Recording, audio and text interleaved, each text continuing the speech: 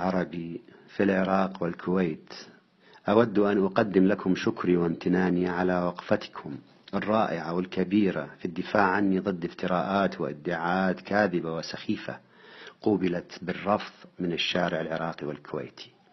أنا يا أصدقائي كاظم هو نفسه الذي عرفتموه منذ سنين، لم أتغير ولا اهتمامات لدي سوى الفن الجميل ونشر المحبة والود والفرح والتسامح والسلام والصفاء بين الناس، ولا شأن لي بالسياسة من قريب أو بعيد.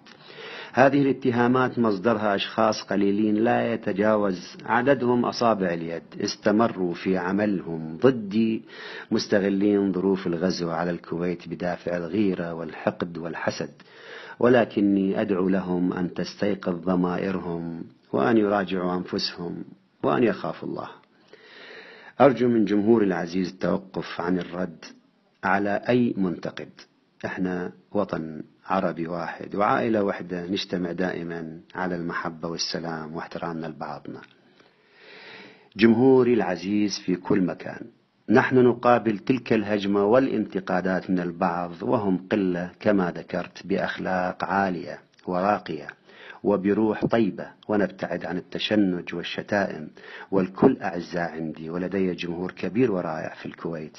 أنا أقدر الألم الكبير الذي عاناه شعبنا الكويتي، وهذا لا يقبل به لا الله ولا الشعب العراقي البريء الذي لا ذنب له، دفع الثمن غاليا جدا من خلال سنوات الحصار والظلم والألم والمعاناة والحروب.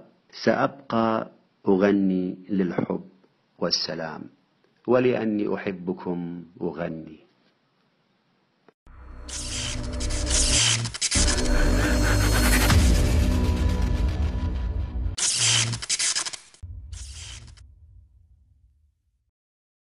موطني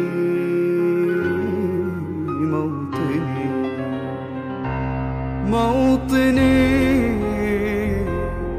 موطني